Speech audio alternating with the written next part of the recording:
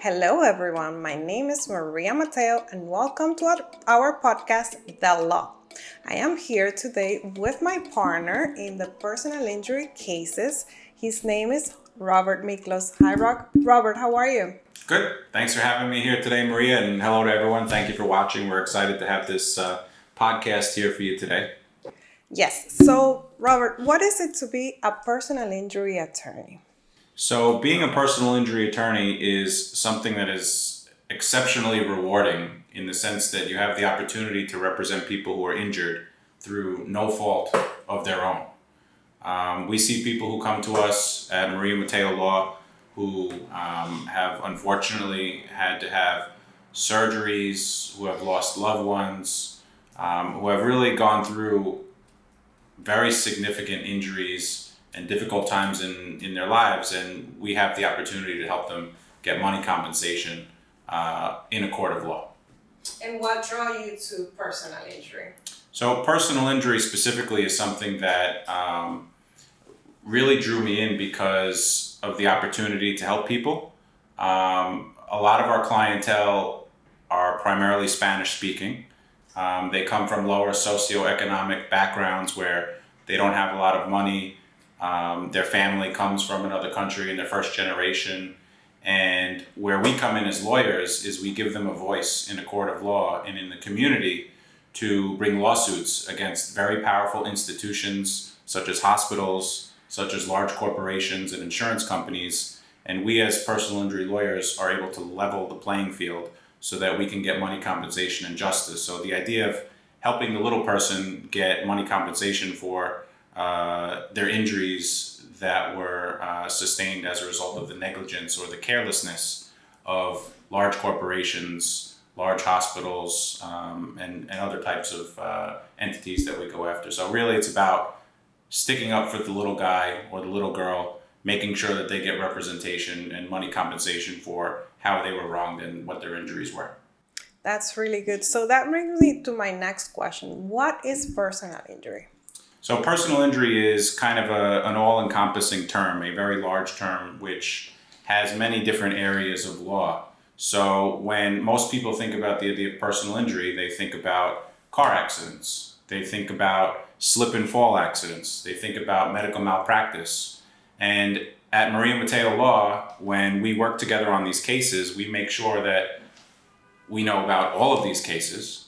We have extensive experience in these cases, and we've worked successfully on all different types of personal injury cases to make sure that people get money compensation. So it's a very wide range. There are many different types of personal injury cases. Perhaps it would be good for us to talk about the most common types of personal injury cases if you want to That would be great. So I have an injury. I'm not sure if that injury qualifies for me to bring a lawsuit. So which type of injuries are qualified for a personal injury lawsuit? So generally speaking, negligence is what we allege in these personal injury cases. Negligence is defined under the law as the failure to use reasonable care under the circumstances. Essentially, someone's not careful enough, and as a result of them being careless, it causes an accident or an injury. That can happen in all different types of cases. So an easy example, as a car accident, someone could be not driving a car carefully enough. They didn't see someone else on the road, and it caused an accident. That's a very common type of case. Someone can own a piece of property, a house or a building, and there could be a dangerous condition, like a pothole or a wet floor. Someone can trip, someone can slip, and they can get injured. That's another very common type of case that we see.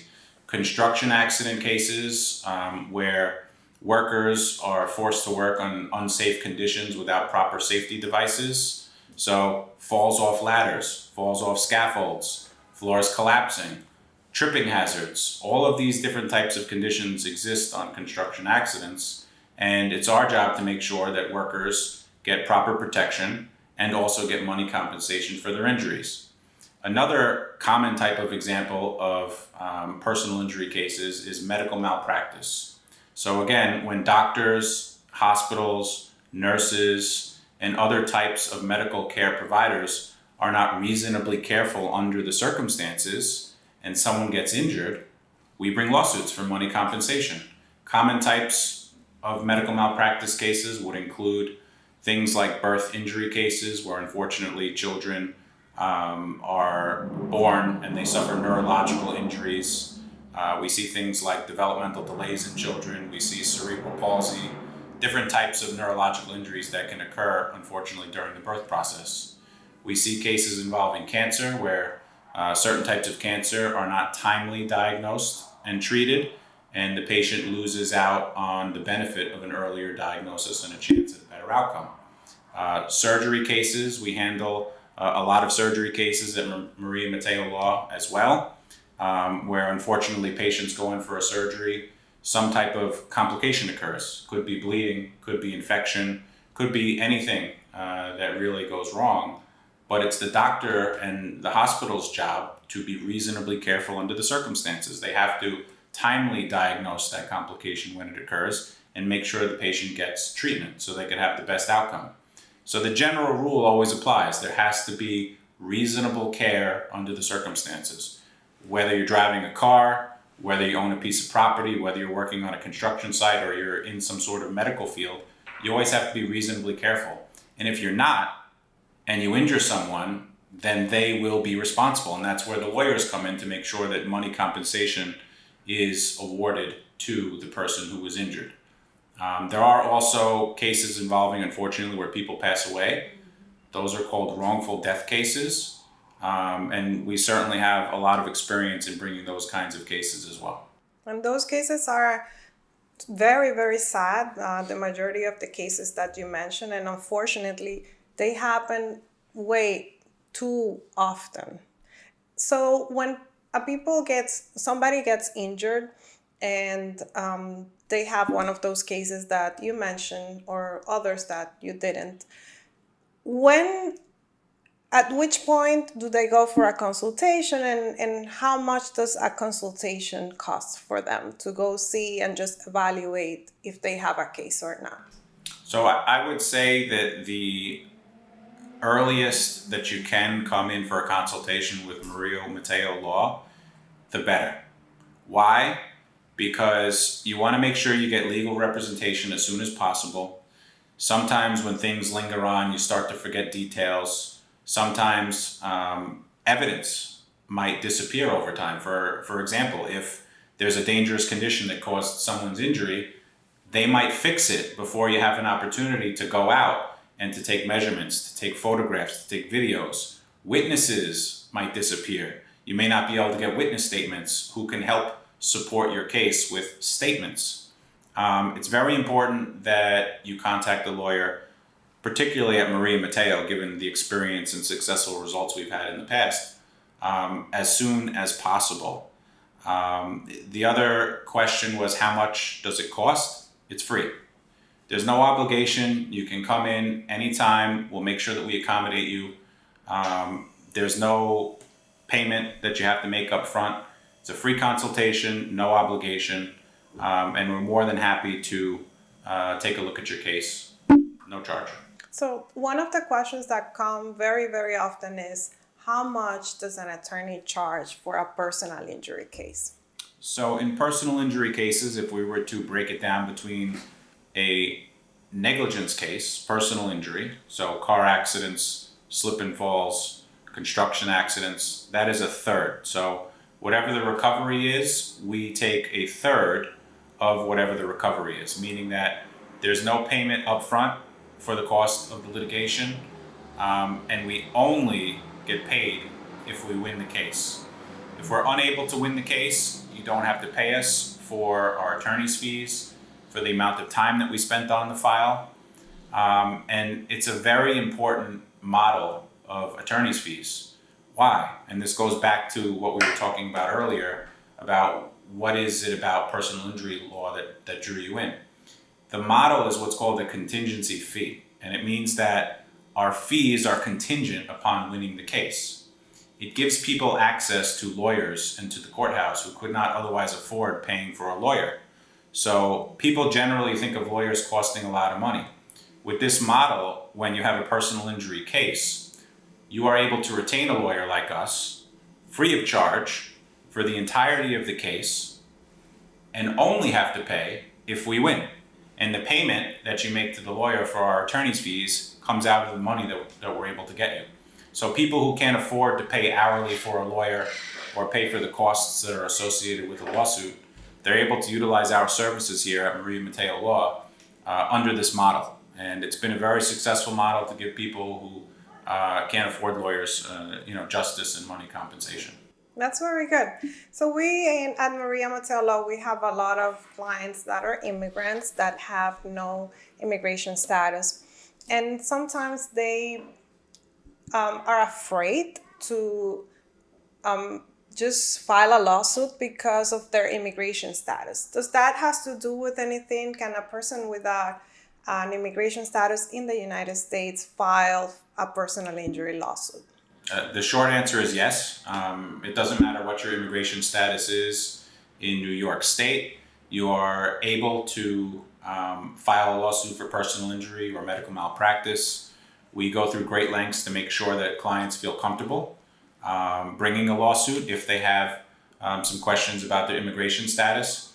And what is also very beneficial for bringing your case to Maria Mateo Law is that we are also a full-fledged immigration practice. We have extensive experience working in immigration. I mean, maybe you could talk a little bit about your firm's experience in immigration and how it would help in the litigation of a personal injury case if a client has some concerns. Definitely, and that's something that we do and we work with our clients together. If our clients have an immigration issue, we also are able to take care of that issue and make sure that our client is protected in all sense. Like you said, immigrants can file a lawsuit, but if you have also an immigration problem, we here can look at the case and make sure that there is something or that we can do to help you out also in your immigration situation so you can stay here in the United States. So how much money is my case worth? So that's a very good question. Thank you for asking that. Clients ask us that question all the time. They want to know almost immediately, how much money is my case worth? And it's a very difficult answer to give to a client because there are so many unknowns once you start a case. The analysis really is based on, first, what you can recover for in the state of New York for money compensation when you were involved in some type of accident or personal injury case. So first and foremost, pain and suffering. We bring lawsuits for people for money compensation for their pain and suffering that is related to the injuries that they sustained in whatever accident they were involved in. If they were in a car accident, if they were in a construction site accident, if they were in a slip and fall, or some type of medical malpractice case, their injuries have a monetary value.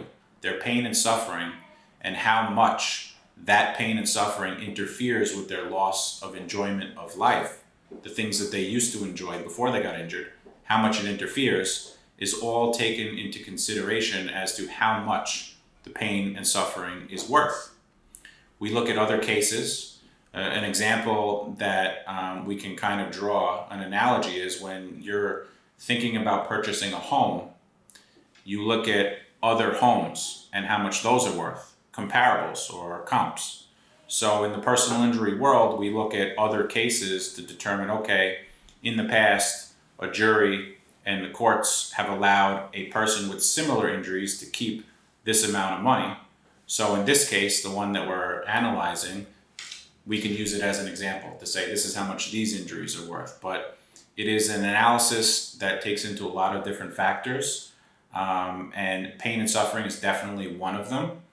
The other area that we can ask for money compensation for is if you're no longer able to work. We can ask for money damages for your lost wages. The way that we calculate that essentially is by looking at how much money you made in the past and doing a mathematical calculation to project it moving forward into the future. Here's how much you reasonably would have made moving forward. If there are bills that are associated with the person's injuries, such as medical bills, also we look at that to determine how much will it cost for the patient or the client to get physical therapy. How much will it cost for the client to get occupational therapy? How much will it cost to get future surgeries? How much will it cost to get medication to help manage the patient's or the client's pain? So the dollars and cents as to the lost wages as well as the future medical bills is fairly easy to calculate if there is a basis for it. And we always, in these cases, try and find a way to calculate those numbers. So we've had many successful cases that we've worked together. Can you mention at least some of those cases that you were either able to settle or that you trialed and that we were successful and we could recuperate a good amount of money for our clients? Sure. So there was one client, I'm not going to say his name because it's not necessary, but a gentleman who was working in the construction industry, and he was working on a building that was being renovated in Brooklyn. Part of his job was to hang sheetrock on the ceiling and to plaster, tape, and spackle essentially the seams of the sheetrock that he was hanging. Unfortunately for him, he was not provided with proper safety equipment in the form of a scaffold so that he could safely, without the danger of falling off of a ladder or losing his balance, he wasn't provided a scaffolding. And unfortunately, he fell off the ladder that he was forced to use. We see these kinds of situations over and over again where workers, particularly workers who are minorities, who are not primarily English speaking, are forced to work under conditions that are not safe. And they don't really have a choice because they have to pay the bills. They're fearful that if they speak up, they're going to get fired. And sometimes they're explicitly told they're going to be fired unless they do the job. So in this particular case, the client had no choice. He had to work on a ladder that was unsteady. And when he went to drill the sheetrock into the ceiling, the ladder moved, he fell, and unfortunately he was seriously injured. The case was challenging because while he did go to the emergency room the same day, he continued to work for, I believe, about 11 months after the accident with no medical treatment. So in that case, the defense kept saying, your client's not injured. He continued to work for 10, 11 months. How could he be injured? Well, it's the same scenario. He felt like he had to work through the pain because he had bills to pay. And unfortunately for him, he was seriously injured. We were able to recover after very intense litigation and involving the courts. We were able to recover close to $2 million for him, which represented his pain and suffering, his costs of future medical care, and other damages. So that was one case, a construction accident case, where we're very proud to have represented that client and got him a very successful result. That's amazing, and something that could have been very easily avoidable just by taking the precautions.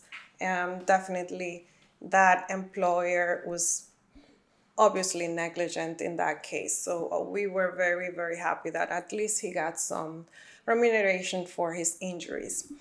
How long, you just mentioned that in that case, you had extensive litigation. So how long does a personal injury case usually takes to be resolved or to be trialed? That's another good question. So you raise a couple of different issues. So first, we need to emphasize that the type of law that we practice here at Maria Matteo Law when it comes to personal injury is the kind of law where we are willing to litigate a case for as long as it takes in order to get our clients reasonable compensation under the law. There are instances where we're able to get a quick settlement, but a fair and reasonable settlement for our clients. But there are cases where it takes quite some time in order to get to a successful result. I can say, generally speaking, the more money that the injuries warrant, the longer it will take, because the defendants and the insurance companies do not want to pay a lot of money immediately. They want to hang on to their money for as long as possible. So there are instances where we're able to settle a case very early on, within a month. There are cases where we've litigated cases for years. And it's not uncommon for a case to take 1, 2, 3 years, sometimes longer. because we have to go the distance for our clients. And that means starting a lawsuit. That means going through what's called a discovery process where we do depositions. We gather documentary evidence like medical records, contracts, incident reports, and other things. And also going to trial, where a jury of our clients' peers in the county in which they live, for the most part, will decide who's right, who's wrong, and how much money to award. And lastly, an appeal. Most often, cases that are tried to a jury verdict, which is what the end result is of a personal injury case if you don't settle it, most cases will go through the appeal process. And we have significant experience in taking appeals as well as winning them. So the whole process of a personal injury case can take several years. But what I want to also say is that our interests at Maria Mateo Law, as well as the client's interest, is united in the sense that we want to move the case as fast as possible. Because again, if you remember the model, we only get paid if we win the case and when we win the case. So the sooner we get to the end of your case, the sooner we get paid. Similarly, the more money we get for the client, the more the law firm gets paid. So there's a very nice relationship under that model between the law firm and the client, where we want to move the case as fast as possible and we want to get the client as much money as possible. And like I said, we've had significant success under this model and in the New York State courts, in the 5 boroughs as well as Long Island and Westchester. It's definitely a very fine balance Yeah. to be able to work out a settlement or get some money for the client in a very reasonable time, but also make sure that they get fairly compensated for their injuries. Mm-hmm. So if someone, we have a lot of consultations here, people that have attorneys and they don't feel that the attorneys are doing the right thing, either by forcing them to take a settlement that they don't want to take or by just taking too long. Can this person change attorneys at any point of the proceedings? The answer is yes. So we have clients come to us all the time, whether it's the lawyer's not getting back to the client, they're not returning their phone calls, they're not giving any updates. We've had clients call us and say, I haven't heard from my lawyer in years. I have no idea what's going on with my case. The other example that you gave was a lawyer forcing their client to take a settlement. The answer to that is that it is always the client's decision whether or not they are settling a case or not. The lawyer's job under those circumstances is to provide recommendations. Here's what I think you should do. Here are the pros of choosing to settle or not choosing to settle. Here are the risks, here are the advantages, and here are your options. It's the client's choice. The lawyer's job is to make the recommendation. So we have unfortunately come across these situations. Clients can always change lawyers. They don't even need a reason to change lawyers. They can change lawyers at any time for any reason, and it doesn't affect the client. The reason why sometimes people don't want to change lawyers is because they think it's going to somehow harm their case, or they're afraid to speak up to their lawyer. What we do in those situations is we meet with the client, we have them sign a letter which says please stop all work, as well as a legal document called a consent to change attorney, and we serve it on the lawyer. We become the client's new lawyer, and we would share in the fee. It would always be set at 1/3. The client would never pay more because they're getting a second lawyer. The fight will become between the two lawyers and doesn't involve the client. And the client never has to deal with the uncomfortable situation of talking to their old lawyer, because now they have a new lawyer who has already served them with documents signed by the client saying, I do not want you to represent me anymore. So no one should feel uncomfortable speaking their mind and speaking up to a lawyer who is not giving them the representation that they are entitled to. They should contact Maria Mateo Law if they are uncomfortable or feel as if they're not getting the appropriate representation, and we will take care of them. Well, I think those words are very good words to end our podcast today. It's been truly a pleasure to have you today explain to us what personal injury is and how we can help our clients with their personal injury cases. Thank you very much, everyone, for listening or watching to our podcast, The Law. and we'll definitely have another very interesting topic for next month. It's a pleasure. Bye-bye. Thank you. Miklos. Thank you.